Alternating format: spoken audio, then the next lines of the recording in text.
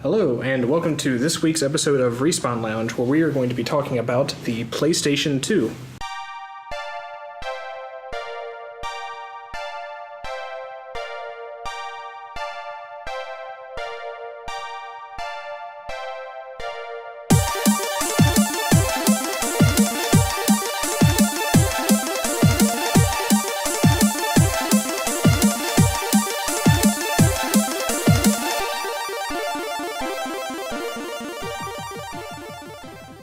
PlayStation 2 is the best console.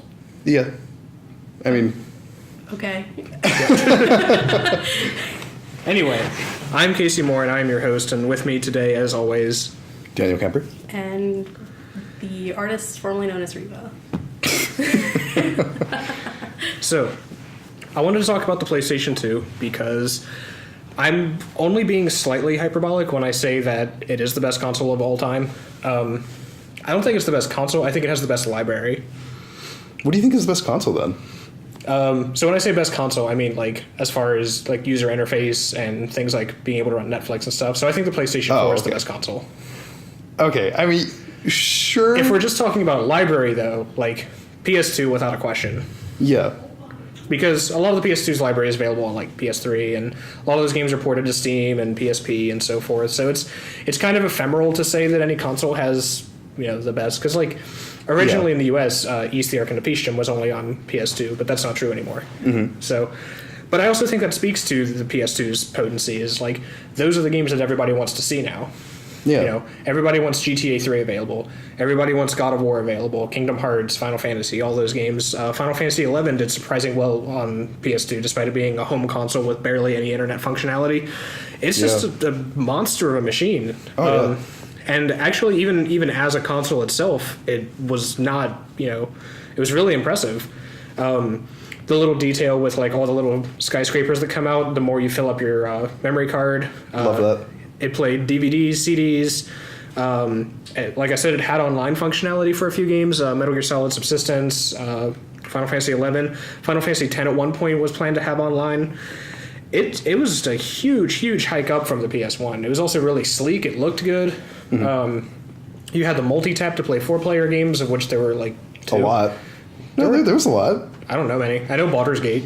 Yeah. There was... A bunch of the James Bond games had... Yeah, the James Bond games all had Nightfire. Nightfire, which was awesome. I love Nightfire. Yeah. Nightfire, Jamie Norath. There's a bunch... There was a lot of shooters that had 4-player split screen. Yeah, Project Snowblind, Black, Killzone, I think it was called. Was Killzone on the PS2? Yeah.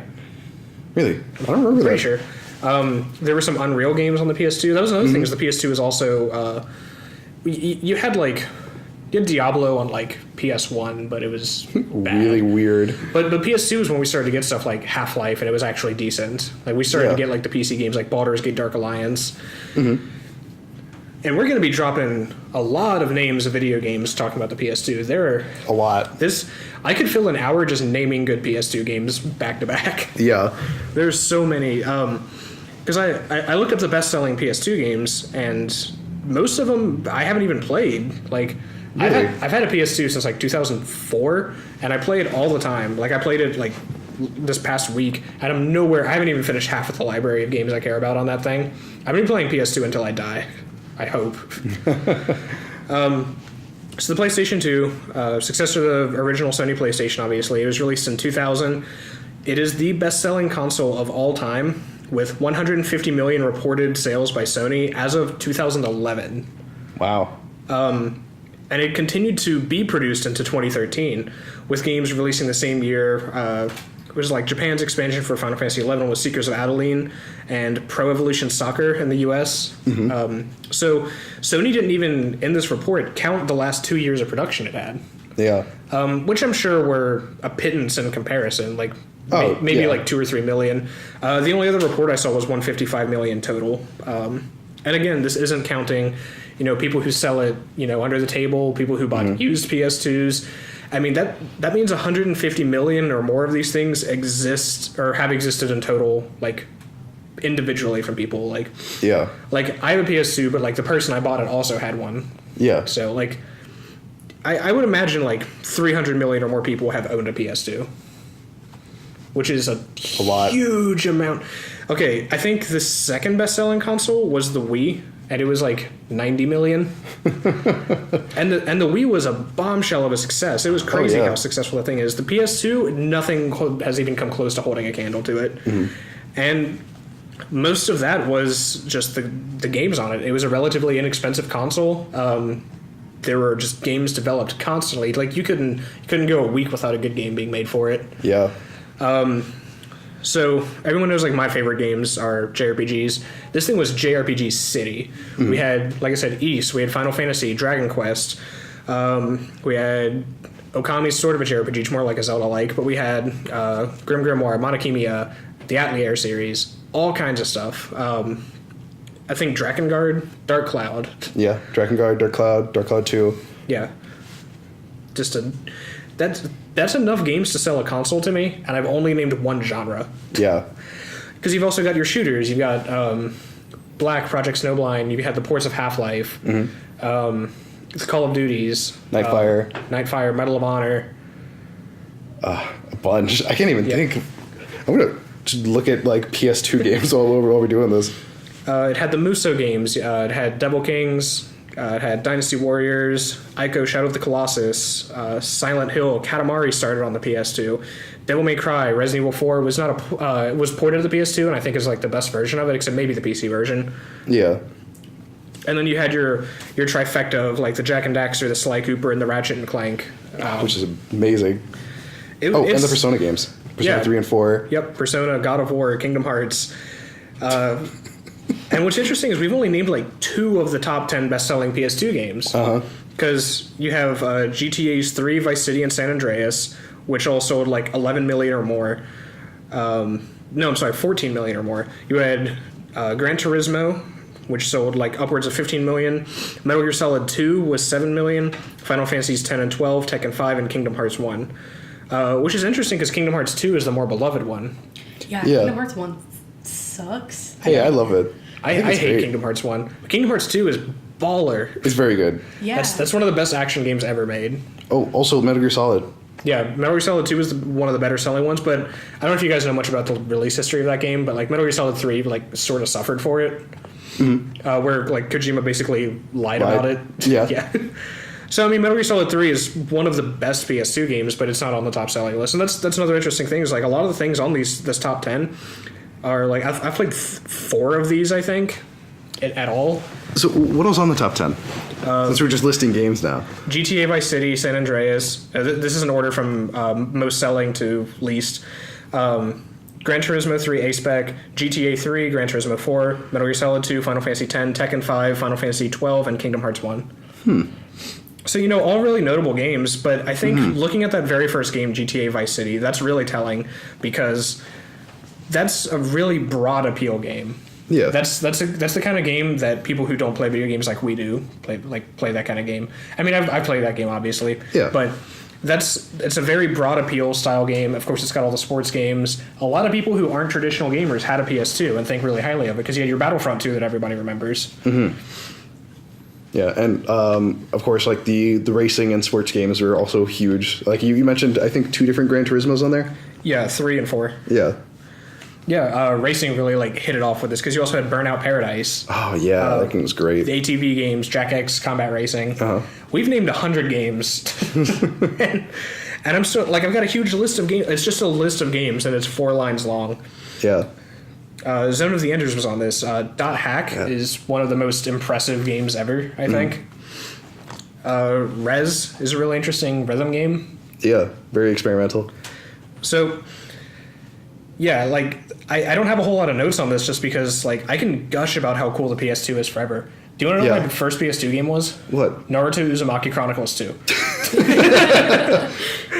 And I still have, like, really weirdly fond memories because I played it when I was 9. But just the amazing amount of support that third parties had for PS2 because it was super easy to develop for. It was just simple, DVD-R discs. Yeah. It was fair. It was powerful. Like it was less powerful than the Xbox, but games came out for it was the difference. Yeah. There are some good Xbox original games. There are two good Xbox original games. They're both Halo. Yeah. Also, isn't it amazing that Halo almost wasn't an Xbox game? Yeah. It was gonna be a PC game or like a Mac game for a while. Yeah, because Bungie Was a Mac developer. Yeah, because Marathon was originally Mac only. Yeah. Yeah, so Xbox almost had nothing. And to think that the generation after this, the PS3 and 360 battle, like the only reason or not the only reason, but a big reason why the 360 took off at all was because of Halo. Yeah. And if Halo was only developed for PC, I guarantee it would have been on PS2 within 5 years. Oh, yeah. Like, if they didn't sign a contract deal with Microsoft, then Xbox would be toast already. I can't even imagine where the console war would be without Halo releasing on the Xbox. Oh, PS3 would have won by a mile. But, like, where would that leave the Xbox and, like, Microsoft? Gone, where it is right now. But, I mean, like, the 360 PS3 battle was good because that forced them both to be very good. Yeah. I don't like the library of the 360 that much, but as a console, it's very good. Mm-hmm. So yeah, the PS2 also had 2 or 3 models, I think it was, because it had the original, the Slim, and then just like a slightly better version of the original. It was more ergonomic. It had backwards compatibility with PS1 games, and it would display them in their native resolution too in 240p. Yeah, so they didn't nice. look like drawn out and horrible, like when you play a PS2 on an HD TV, how they look bad. So the aspect ratio was really good. Again, had online. Metal Gear Solid 3 Subsistence had like a skateboarding game, like a mini game that you could play online. It was just Tony Hawk's Pro Skater with Snake. I had no idea. I'd actually never heard of that before. Yeah, it's awesome. That entire set's really good. It was the first console with sing and dance games. Yeah. Those were very popular. Because it had like SingStar, Guitar Hero. Mm-hmm. And what other genre have we not done? Action games. It had a ton of those. Yeah. Devil May Cry. Mm-hmm. God of War. Mm-hmm.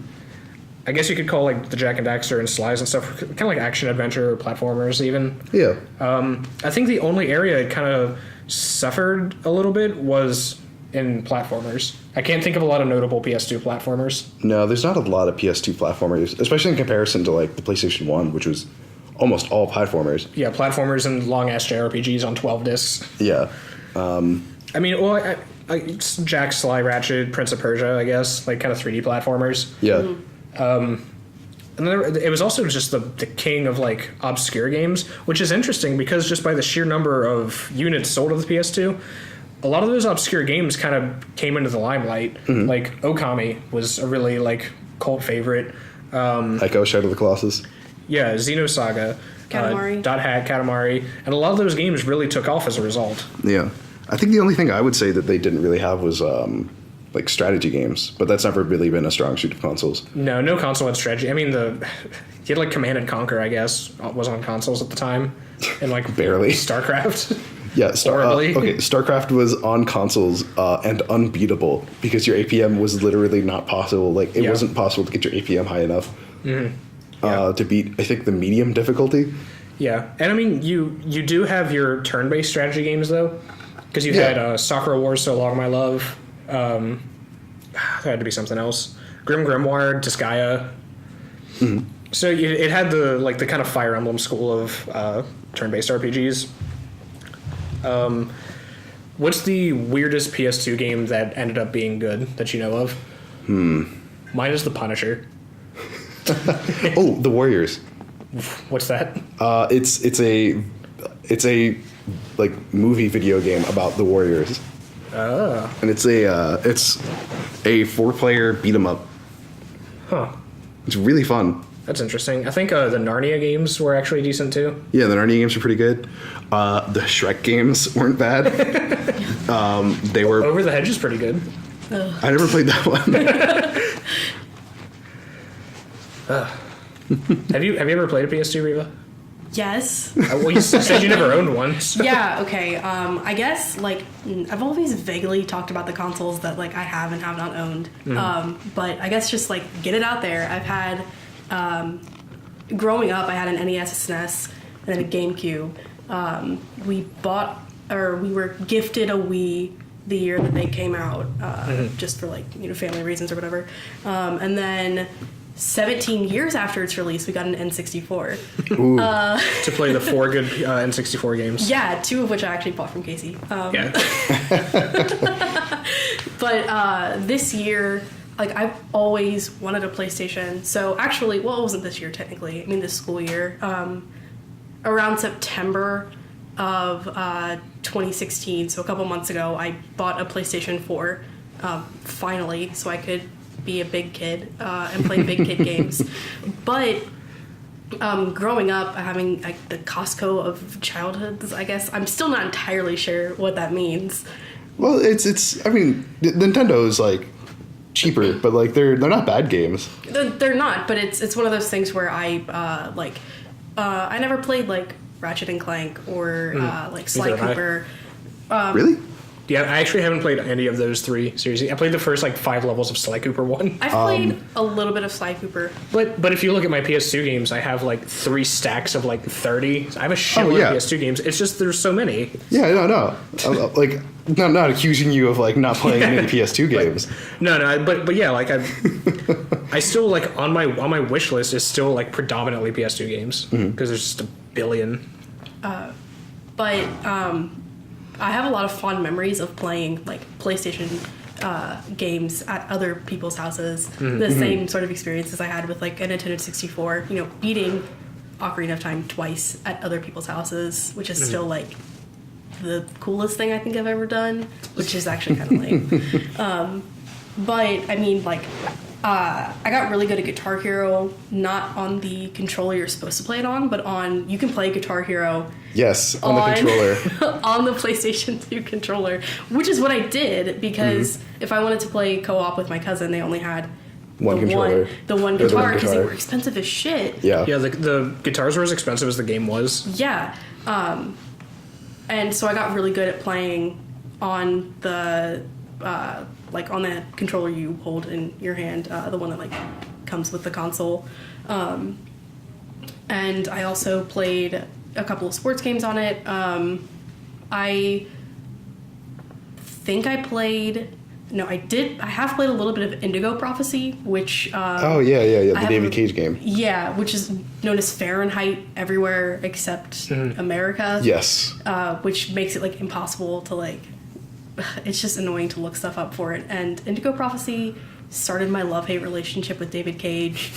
That is still very strong. Like, I'm excited for Detroit, but also like it's a David Cage game, so I can't let myself be too excited. Yeah. But it also doesn't have Willem Dafoe, so like. I love Willem Dafoe. I know, and that's Willem Dafoe made Beyond Two Souls, but that's. Oh, okay, good. Okay, yeah.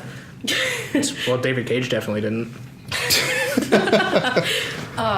And let's see, I've played Katamari. I think the first one to completion, but the first Katamari game was pretty short. It had a lot of like side levels, but I think it was only like 17 missions long. Yeah, and I think I knocked that out in a couple of nights at a friend's house. Nobody invited me to sleepovers after a certain point because I would just sit and play their consoles because I didn't have them for myself. So it got to the point where people were stop inviting me to their house. But I played Guitar Hero. I played a lot of like the split screen shooters because it's party game. Yeah, it's a party game, and I'm like classically terrible at first person shooters, so I would always lose by a lot.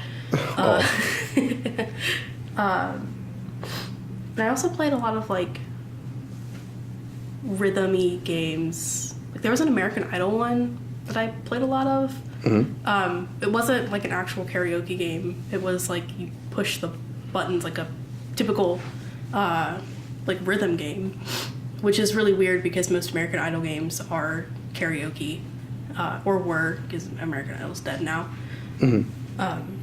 Rest in peace. Not really. God, no. I'm so glad it's dead. I mean, yeah, like the PlayStation 2, like all of my fond experiences of it was the reason I bought a PlayStation 4 a couple of months ago, because there was no question in my mind. I've played enough 360 and like classic Xbox 2 to like have a good idea of what that experience is also like. But because of like how much of the PS2 I played when I was younger, and then kind of on the PS3 not as much, it was like why I bought a PlayStation 4. Yeah, because you can get a bunch of PS2 games on the PlayStation Market and stuff, can't you? Yes, but I don't think many of them are playable on PS4. Really? It's the same reason PS1 classics only work on the PS3 right now is contracting deals. And it's just not lucrative enough for them to rewrite them for PS4, unfortunately. Yeah. Which they should, because that's why I don't buy PS1 games on the PlayStation Store, because I don't know that they're going to continue existing. Yeah. Oh. So as soon as they make that, because they're on the Vita, so I don't know, fix it. I did also play both of the Kingdom Hearts, the two. One and two. Yeah. On the Not the card game. Rechain of Memories. not the 8 billion other Kingdom Hearts games that I haven't. Those are the only 3 on PS2. thought about. What's the other one that's on PS2 other than 1 and 2? Chain of Memories? Yeah. Okay. Yeah. Yeah, it's just those 3. Okay. But I mean, I played that one kind of out of necessity, like working for the mouse. Everybody always made fun of me because I never played Kingdom Hearts, but I was like the video game person at Disney, so all that garbage. But no, those were really fun. Kingdom Hearts 2 is such fluid action. It feels really good. It feels really good to play on the PlayStation 2, so I'm like super excited when they finally release it on PS4 because I no longer have access to the PS2 or whatever. And 3's going to come out someday. Yeah, eventually. I hope. Well, Probably not. well, Not this year. Most of the team was working on Final Fantasy. And they're still working on 15. Final Fantasy because it's not done yet. I mean, yeah, but What do you mean it's not done yet? It's literally not done. Like they're still adding like base game content. To 15? Yeah. But you know, like they're rewriting a chapter. Just one of like the later ones that turn into a hallway? Yeah. Okay. one of the ones that's like It's really bad. bad. Yeah, not fun. Just the entire. Never mind. But I mean, it'll eventually come out. It'll be a good game in a year. I love Final Fantasy 15's just early access now. Yeah. But Kingdom Hearts 3 will like probably suck when it comes out in 6 years and then be a pretty cool game 3 months later. Yeah. Never buy games on release, kids. Nope, never. But that was never a problem on the PS2 because people finished games before they released them. Yeah. Well, yeah. I mean, that's one of the reasons that like you just don't pre-order games anymore because it just encourages that behavior. It's sort of, which is aggravating. yeah. Yeah, well, that was an interesting thing about the PS2 was like that's kind of the last beacon before that mentality started happening, that kind of production where they just wouldn't finish the game before they released it because it was a reverse Kickstarter thing basically. Like we can make our money up front and then if we make enough we'll fix the game. If not, whatever, we already sold it. Yeah. And that just like wasn't possible on the PS2, so there was just an overwhelming amount of quality. Because There's also a lot of shovelware. yeah, but that's true of every console, and relatively speaking, it's the Not ratio of good disproportionate. to Yeah. The PS2 library is, I think, predominantly good, and even some of the shovelware stuff's not horrible. Like, I think the worst game on PS2 that I've ever played doesn't even compare to like the mid-quality games on Wii that I've played. Like, I think the worst PS2 game I've played was probably like. It's probably like Over the Hedge or Shrek or like some licensed game that still was okay. Whereas like some of the games that people really like, put on a pedestal now, I'm just like, like it's not as good as The Punisher for PS2. Yeah. It's also, talking about that, it's sort of amazing how almost every major release in the past few years has been a complete blunder. Witcher 3, I think, is the only major release I've seen in the past few years that's gone off without something completely horrible happening. Yeah, because The Division sucked. Yeah, The Division was waiting in line as the game. Final Fantasy 15 released to like initial like positive acclaim, and now it's kind of shaky. XCOM 2 didn't work on release. Deus Ex Mankind Divided didn't work on release. Dishonored 2 didn't work on release. Dark Souls 3 like Didn't had a work bunch on of release. problems. It worked. It worked on release. It worked poorly on release. Yeah. It worked better than XCOM 2, Deus Ex Mankind Divided. I didn't have any problems with XCOM 2. Are you talking about consoles? it had a lot of issues on consoles. There was like half the PC players like had like huge game breaking bugs during the first week of XCOM 2. Really? Yeah. I just thought it was a hard ass kind of imbalanced game, but No, like not just balance, but like the game didn't function. I didn't run into that thankfully, but I believe it. You know, that's just how games are now, and it sucks really bad. I think part of it is like internet connectivity and everything, because you couldn't put a patch out for a game that if it came out and it sucked, you're stuck with it. Yeah. So like the game had to work when you sold it because you couldn't patch it. There was no way to beyond like mailing out new copies of it to everybody.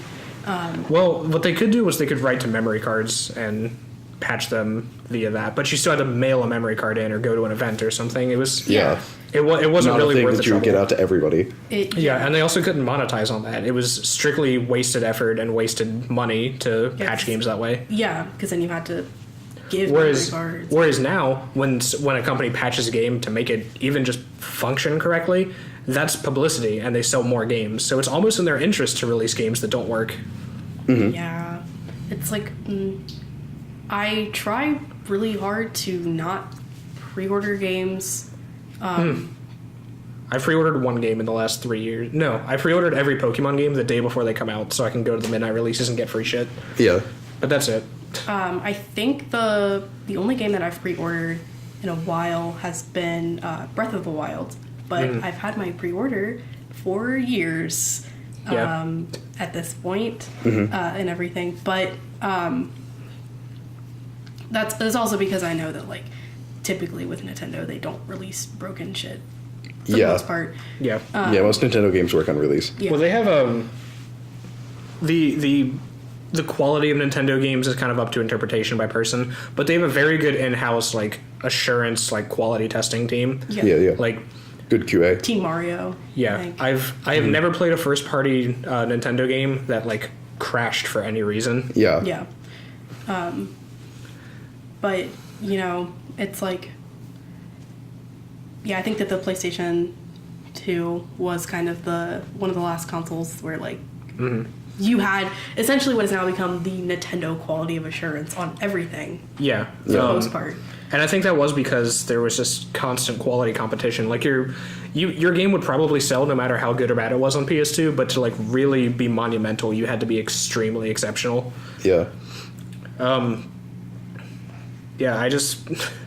I don't know how to clarify how much I love the PS2 and everything about it. Like it was great.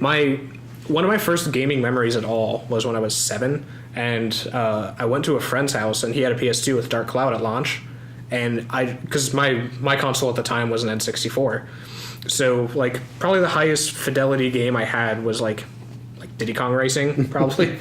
So I was comparing, Dark Cloud, which now is kind of a shaky game that I still really like, but it was a launch PS2 game. We had an episode about it. It's not aged perfectly, but it's still a fun game. But it's still really cool. And in 2000 or 2001 or whenever I saw it, that probably had a bigger impact than I realized on just wanting to play video games. Oh God, I remember playing Final Fantasy X. Yeah, it's so weird to think that like I think Final Fantasy X is like a really, really high quality game. It was the first Final Fantasy with voice acting for one, and everyone likes to make fun of the laughing scene and take it out of context. Yeah, I think it's actually perfectly fine in context. Yeah, okay, I want to talk about that for a second actually, because everyone's who's like, oh, to tease voice actor is so bad because he's like, ha ha ha. Yeah, that was the fucking point. Did you watch that cutscene? Yeah. He's trying to make Yuna feel better by like making an ass of himself, and that's what he did. Yes, his laugh sounded stupid, but that was the point anyway. Yeah, because the whole scene was like she'd never laughed before. Yeah, or like she didn't know how to like express herself like really like openly. Yeah. So he was just like, oh, well, you do it like this, ha ha ha, and then she started like giggling and Yeah. And all the other characters looked at him, they were like kind of like, oh, this idiot, but they were like, oh, I know what he's doing. Like, yeah. That's one of the better cutscenes in that game, and everyone gives it shit. And I'm like, you guys are dumb. Because I remember reading the controversy before I played that scene. I'm like, that's actually a really touching scene, I think. Yeah, like they're just like, as opposed to just like being, you know, on this grand giant numbers adventure where they like destroy God. Yeah. You know, it's like just like one of them has to die at the end, and the other one is going to die at the end. Like, yeah, it's just like two dumb kids, you know, like being goofy and making fun of themselves. Some guy from a different world with different, you know, philosophies and stuff is trying to say like, just have fun in a world where that's not really a thing anyone can do. Yeah, he's supposed to be the lighthearted like antithesis to the world. Anyway. That's my. I had to have that vocalized on the internet somewhere. How pissed off it makes me when people make fun of that scene.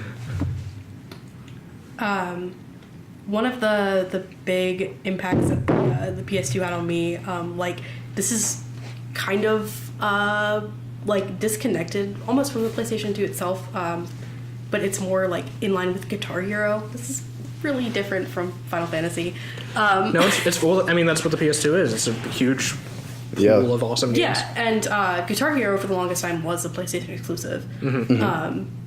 But I remember that the Guitar Hero games were the first that were the first games that I had heard of people quitting jobs and like dropping out of school to play professionally. Like I remember like having a magazine. Those poor souls now. Yeah, absolutely. Gotta get in that mobile market. Because apparently that's the only thing that can survive is a Warcraft 3 mod professionally. But yeah, I remember like reading this like article about this kid who it was like he's one of the first people to I think 100% through the fire and flames on expert. Oh yeah. And he dropped out of school to become a professional Guitar Hero player. To become the Guitar Hero? Yeah. To become the first time that joke's ever been made, I'm sure. Yeah. But also just like the huge ripple effect that had to like on culture, because that was like a huge bit on Ellen DeGeneres's like TV show for the longest time was her inviting people who played guitar for a living to play Guitar Hero. Yeah, I remember like what was VH1 and stuff like that would have like Slash and like. See, this is embarrassing because Guitar Hero had a huge impact on my musical taste in middle and high school. And now I can't remember any of them because I haven't listened to classic rock in 10 years. But yeah, it had like Yngwie Malmsteen and stuff would like go and play, and like Zakk Wylde, and they would try to play on a Guitar Hero controller. I was in a band in middle school because of Guitar Hero. Like this had a huge cultural impact. Like classic rock made a huge resurgence for a while, and you started to see stuff like Paint It Black was used in improperly in the Black Ops 2 trailer, I think it was. Yeah. Like really badly and offensively, but I mean, obviously that's like a Vietnam era song. It's so I mean it was. I don't think that would have happened if not for that, and also I think that bled into other mediums too, like JoJo's Bizarre Adventure. I think a lot of people appreciate those references to classic music because they got introduced to classic rock through Guitar Hero. Like the Killers are one of my favorite bands of like all time. I'm like probably the biggest Killers fan that I know, but you're the only Killers fan that I know. Yeah,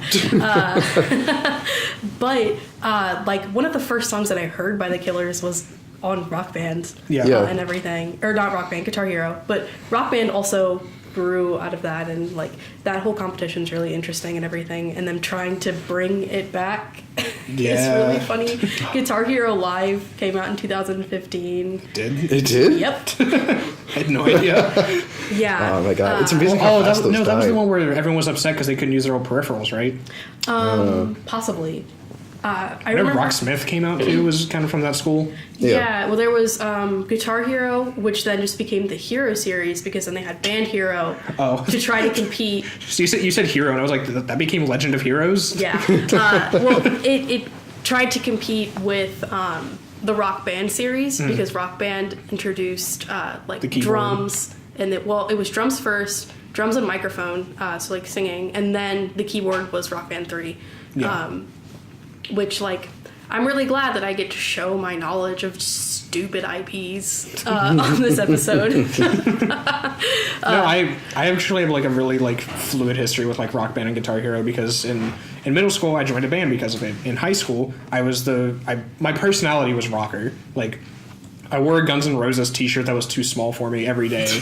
Ripped blue jeans, and my hair was so long. My hair was longer than yours, Dan. Really? I'll show you a picture of that one day. Okay. I actually just had a memory pop up on my Facebook yesterday of me wearing like a band t-shirt, like just sitting and chilling with my guitar, and my hair is so just flowing and gorgeous, and it's a beautiful. mane. Oh god.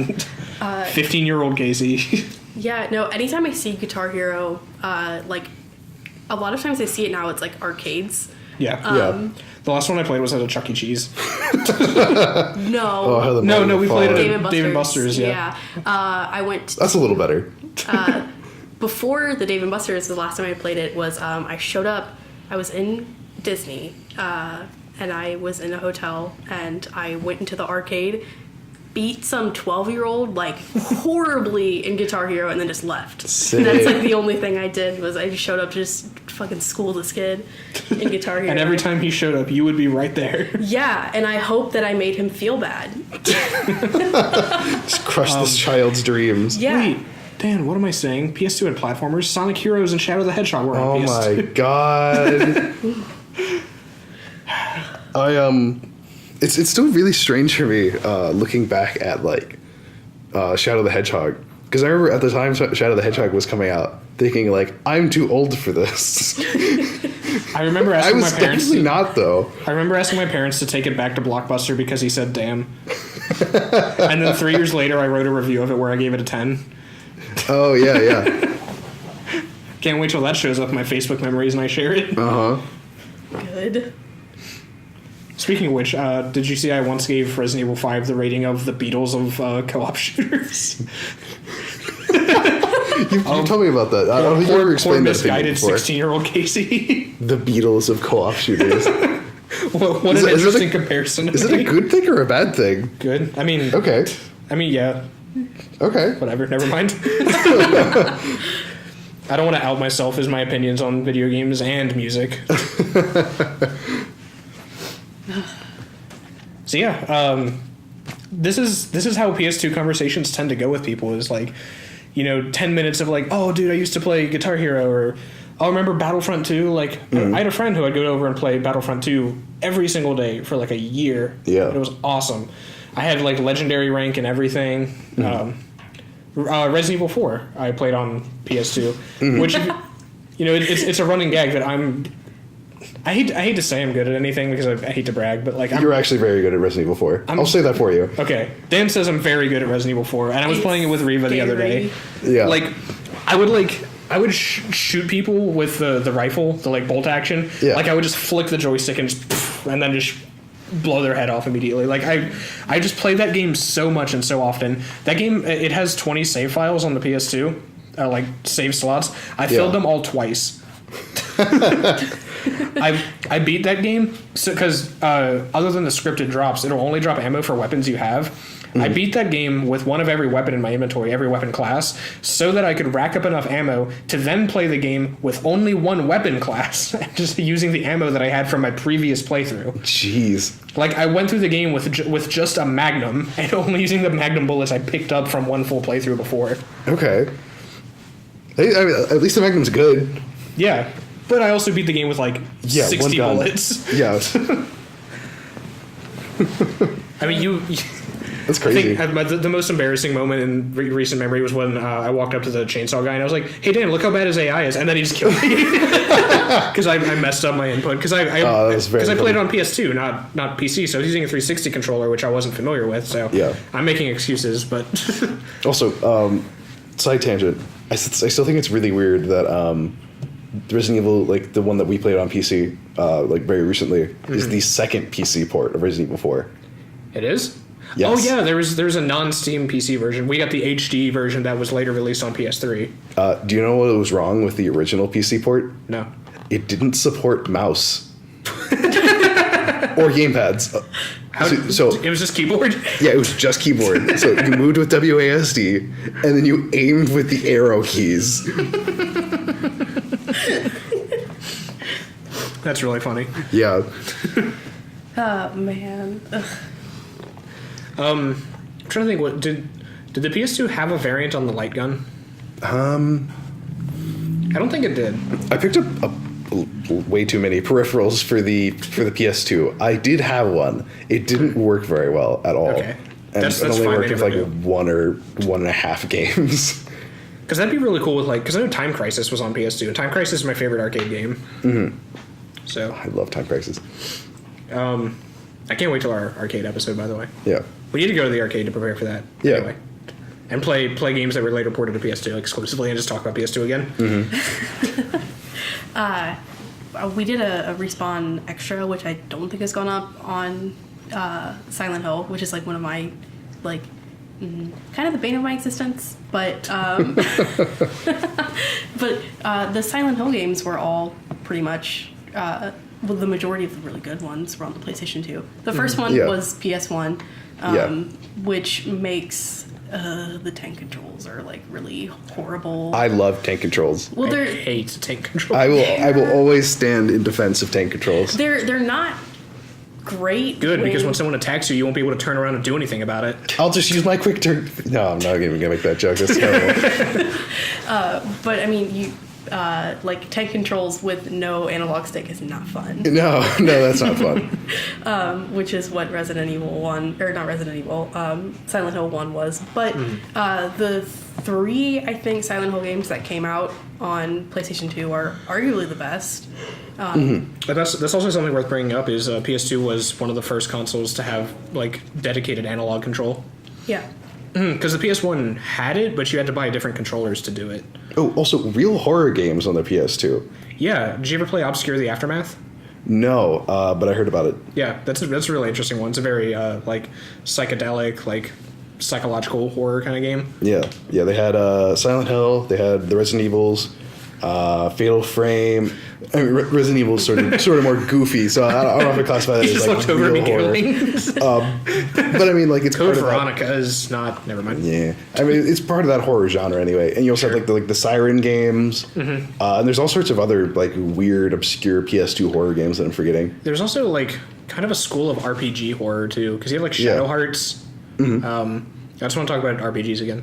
Yeah, go ahead. I forgot to talk about Wild Arms and Oh, Tower of Druaga, which was a very old PC game that was like the inspiration for RPGs as a concept. It was like that and Black Onyx are like the progenitors, the soup of RPGs. And that got like, I don't know if it's good because I didn't get to it because it's on my list of 3 million PS2 games to play. But Tower of Druaga got a reboot on PS2.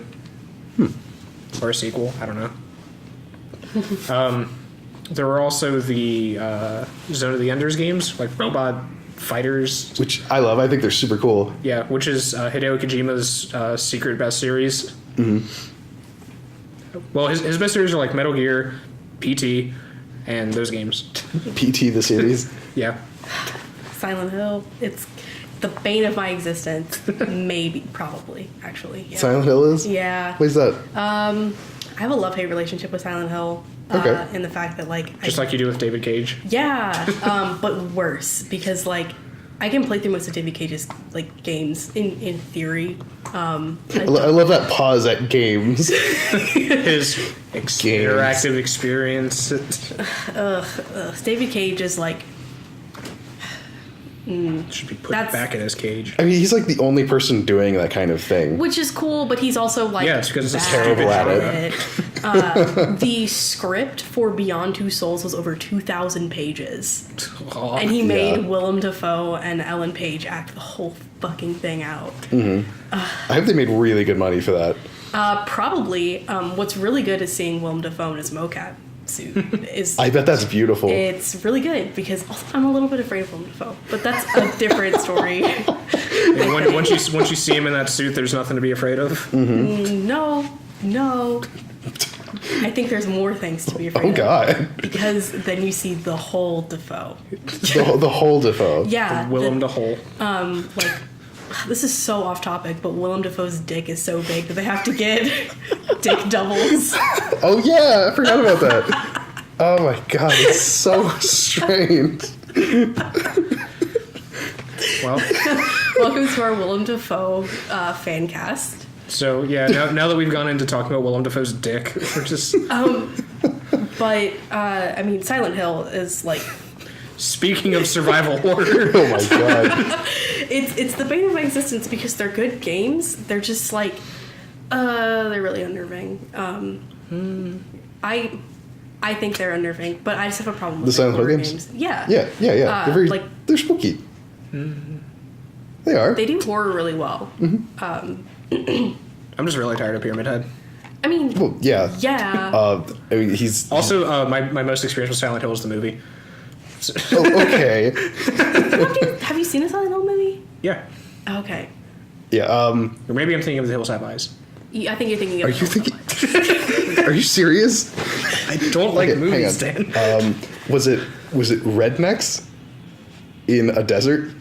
It was deserty. It was like a mountain. That's the not. Hills. That's the Hills Have All right, Eyes. never mind then. Yeah, because the episode of Respawn Extra that, depending on whenever this goes up. I don't even know where it is. It's on your computer. Probably not. But the episode that we did, we talked about the game and the movie, and how I hate Pyramid Head, but this is. He's good in the game that he's supposed to be in. Yeah, but then he's in every other game. Yeah, well, because horror doesn't have you can't have a horror series with a mascot without devolving into either a slasher or just being bad. Yeah. Because for slashers it works because he's just he's the spooky guy with a giant machete who's going to kill you. Mm-hmm. Mm-hmm. Well, that was what Resident Evil 3 strength was that's the only game that Nemesis appeared in. Yeah. Well, as a constant tangible villain anyway. Mm-hmm. He's in Marvel, and I think he's in one spinoff. Yeah. But I mean, the Silent Hill games were I think that they're some of the Silent Hill made survival horror a viable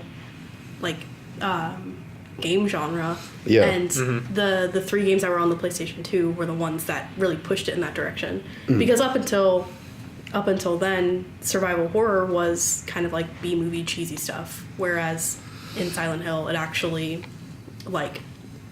Psychological was good. horror. Yeah. It was good instead of bad. Was good instead of just being cheesy and over the top. And I mean, they kind of are now, but Yeah, well, because people make fun of the voice acting in Resident Evil 1 as well, but that was also deliberate. Is their story. Mm-hmm. yeah. But I mean, because of Silent Hill 1 was on the PlayStation 1, but the 2, 3, and 4 were all on PS2, and those But you really good can't you ones. play Silent Hill 1 on the PS2 and use analog controls that I way? think so. Yes, I believe so. Yeah. So PS2 makes bad games good. Wow. PS2 is also PS2 and GameCube, I guess, to be fair, but more often on PS2 is where we start to see classic collections. Because it had the Sonic Gems collection, Sonic Mega collection and stuff, which is the foundation of my friendship with Benny, who was on a few episodes. Mm-hmm. The day Also the Mega Man collection. Yeah, if you want. But the day Benny and I met, he came to my house and he beat Sonic R for me on PS2 Nice. because I couldn't do it because I was 7 or something. Yeah, video games are hard. But yeah, it also had even the did you ever play Gun? Yeah. Which is the It's a hilarious name now. yeah. Well, because it's such an abashedly one of the more popular games of the previous generation was Red Dead Redemption, which is actually a sequel, which a lot of people don't know, to Red Dead Revolver. Mm-hmm. Red Dead Revolver was the shitty version of Gun. Yeah. And Gun's not a tremendously good game or anything, but it was the Western, cowboy with, unrealistic damage qualities and stuff. You can level your character up to make your guns hit harder, as if you're pulling the trigger more quickly or something, I guess. Uh-huh. But that's a cool ass game. I remember after you finish it, you get the cannon that the final boss uses, but you can't ever get more ammo for it. And also, there's nothing to shoot, so because you already beat the game and there's not a lot of post game content. I mean, you can just ride around and look at stuff and finish leveling up your stuff because you have ranks that you gain from mining and playing poker and stuff. Yeah. Yeah, the PS2, kind of going off of Red Dead Redemption and everything, the PS2 also had one of Rockstar's best games, which was Bully. I love Bully. Yeah. Yeah, it had a lot of open world stuff. Yeah. Bully's one of my favorite open world games of all time. Yeah, I had to double check to make sure that Bully was on the PlayStation 2. Mm-hmm. And it is, oh, cool, it's on the PS4 now. So that's fun and exciting. Yeah, I played it on PS2. Also, it has a PC port that doesn't work. Yeah. I guess not every game worked during the PS2 era, but most of the games on PS2 worked. Yeah. Yeah, I mean, they worked on the console they were supposed to work on, so that's nice. You know, yeah. But, I mean, it's just got, like, I think throughout this whole, like, episode, I've been, like, thinking of, like, oh, I think this game was on, it was on the PlayStation 2. Like, that's how I remember. Yeah. Pretty much everything that's not a first-party Nintendo game. Everything that's not a first-party Nintendo game. And Halo. Or Halo, yeah. And Drake of the 99 Dragons. And, Metal Wolf Chaos, which didn't even come out in the U.S. Mm-hmm. Why didn't it come out in the U.S.? I don't know. That game would have... I think that would have... No, I don't know if that would have done well in the U.S. But I would have liked to have Metal played Wolf it. Chaos is the plot of what's going to happen this year. Anyway. I just want mech suits. Mm-hmm. Have you ever seen Metal Wolf Chaos? No.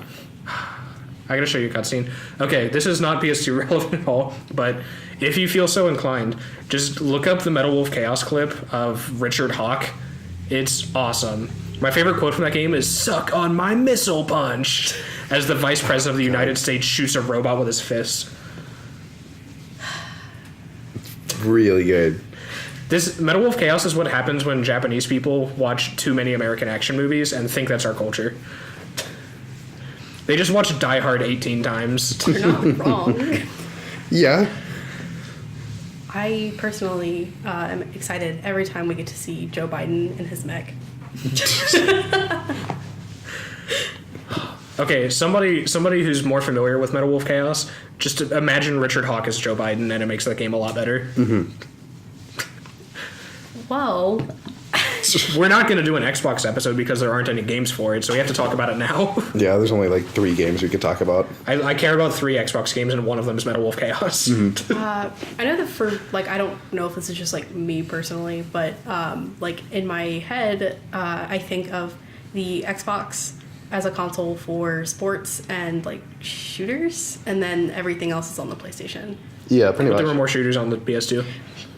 Yeah. Just not Halo. Just not Halo. But, I mean, like, in the 360 era, like...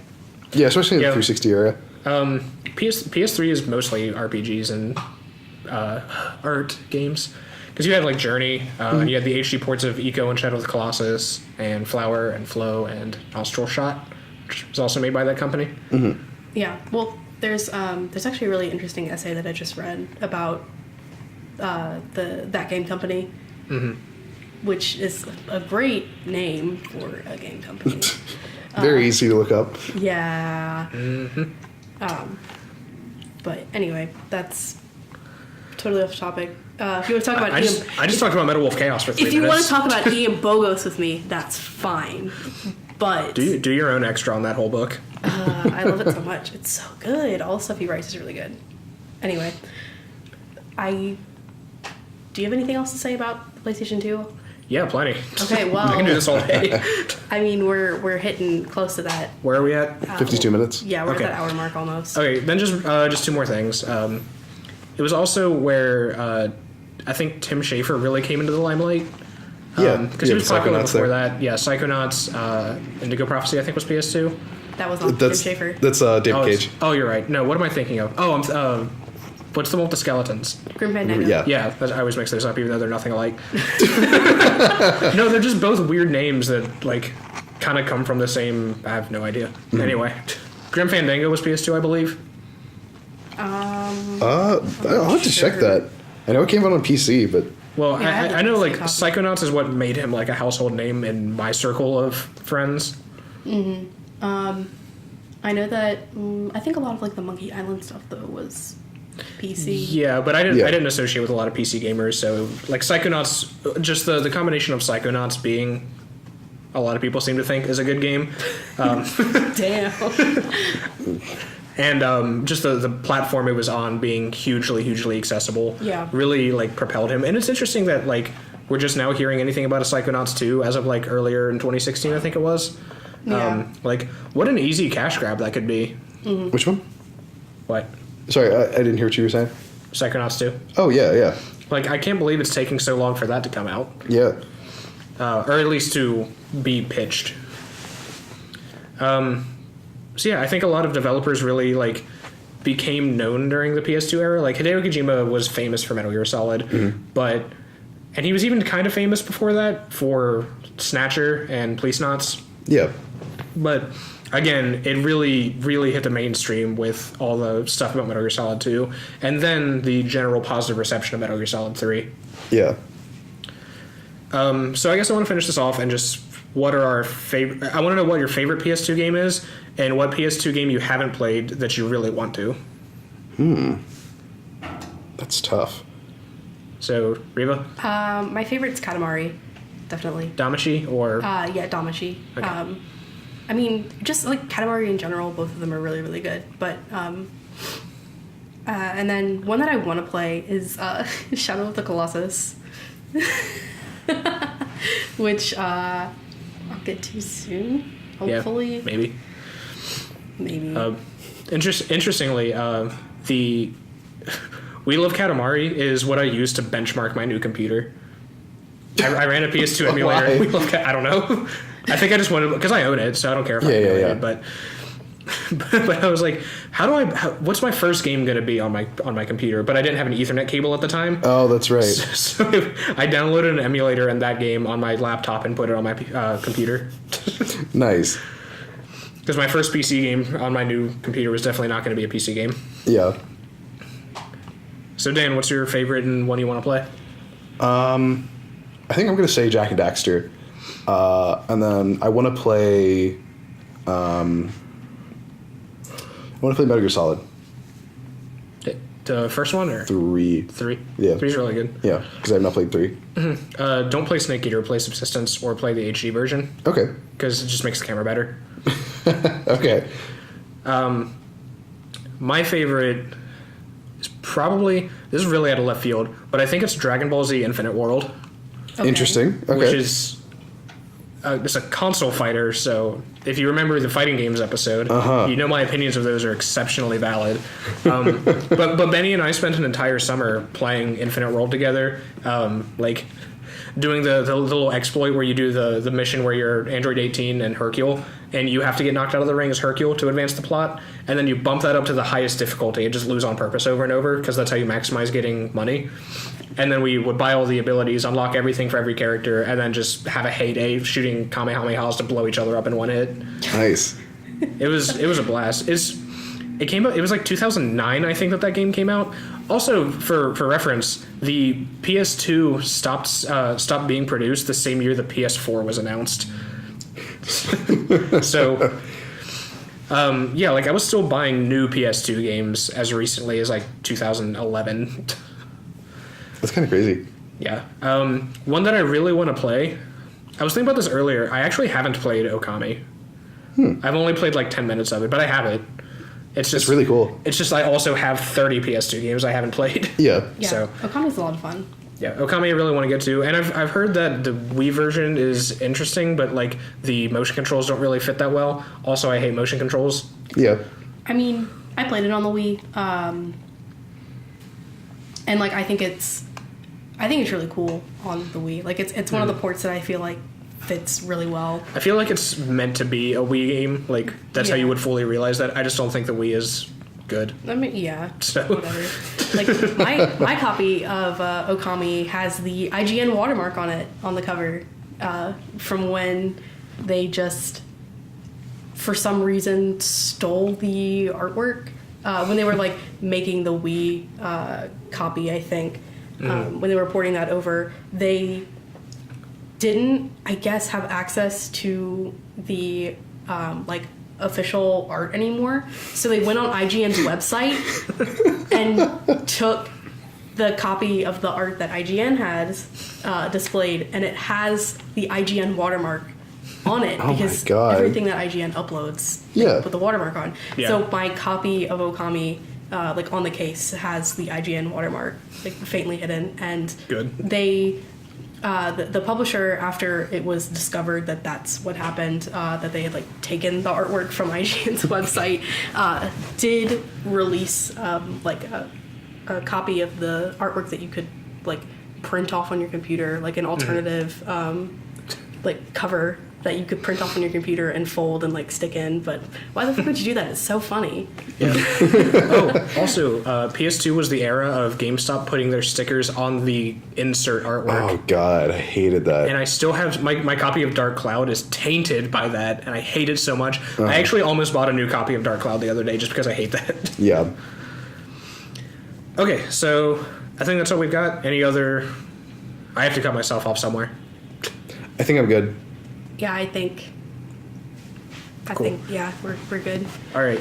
So PS2 is baller. If you don't have one, get one. I'm sure they're $3 by now because there are 150 million of them. Yeah, I mean you can get most of the good games for really cheap now. Or I'm not going to advocate anything illegal here, but you could emulate them. You could benchmark your PC with 150 million.